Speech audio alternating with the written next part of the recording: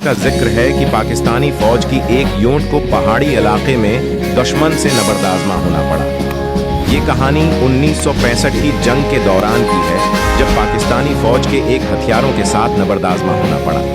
बहादुर अफसर मेजर अजीज भट्टी शहीद ने दुश्मन की फौज को रोके रखा। मेजर अजीज भट्टी को सियालकोट के करीब एक इंतहाई अहम पोस्ट पर तैनात किया गया था। दुश्मन ने भरपूर ताकत के साथ हमला किया था, मगर मेजर भट्टी और उनकी यूनिट ने जवानमर्दी से मुकाबला किया।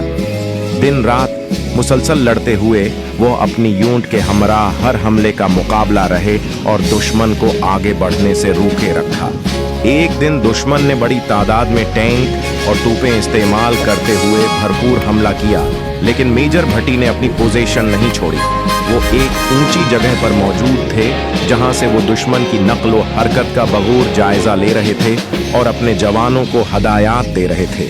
दुश्मन की शदीद गोलाबारी के बावजूद वो डटे रहे और अपनी पोजीशन से पीछे न हटे।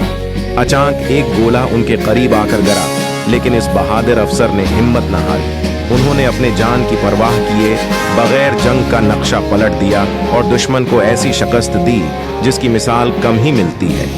इस दौरान वो शदीद जख्मी हुए और इसी बहादुरी से लड़ते हुए शहीद हो गए। मेजर अजीज भट्टी को उनकी बेमिसाल कुर्बानी और बहादुरी के एतराफ में पाकिस्तान का सबसे बड़ा फौजी एजाज निशान हैदर दिया गया। उनकी ये कुर्बानी पाकिस्तानी फौज और कौम के लिए हमेशा मुशाल राह बनी रहेगी। ये कहानी हमें सिखाती है कि किस तरह एक इंसान अपनी कौम और मुल्क के लिए अपनी जान की परवाह किए बगैर लड़ सकता है और दुश्मन के अज़ाइम को नाकाम बना सकता है। ये कहानी एक ऐसे खफिया ऑपरेशन की है जो पाकिस्तानी फौज ने 1371 की जंग के दौरान अंजाम दिया। इसे ऑपरेशन खालिद का नाम दिया गया था। ये 1371 की जंग के दौरान अंजाम दिया। ऑपरेशन दुश्मन के इलाके में खफिया तौर पर दाखिल होकर उनके अहम ठिकानों को तबाह करने का मंसूबा था।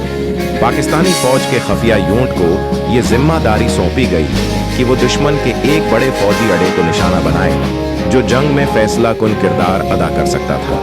इस ऑपरेशन की क़ियादत एक इंतहाई तरबियत याफ्ता अफसर कैप्टन आरिफ के स्पर्द की गई, जिन्हें खफिया कार्रवाइयों में महारत हासिल थी। कैप्टन आरिफ और उनकी टीम को रात के अंधेरे में दुश्मन के इलाके में दाखिल होना था। उन्हें एक मुश्किल रास्ते से गुजर होना था, कर दुश्मन के अड्डे तक पहुंचना था, जहां हर तरफ बारूदी सरंगें और पहरेदार मौजूद थे। लेकिन कैप्टन आरिफ ने अपनी टीम के हमराह पूरी प्लानिंग के साथ आगे बढ़ने का फैसला किया। रात के सुनाटे में ये दस्ता खामोशी से पहाड़ों के दरमियान चलता रहा। हर कदम फौंक फौंक कर रखा जा रहा था, क्योंकि एक मामूली सी गलती पूरे मशन को नाकाम कर सकती थी। दुश्मन की चौकियां उबूर करने के बाद वो लोग अड्डे के करीब पहुंच गए।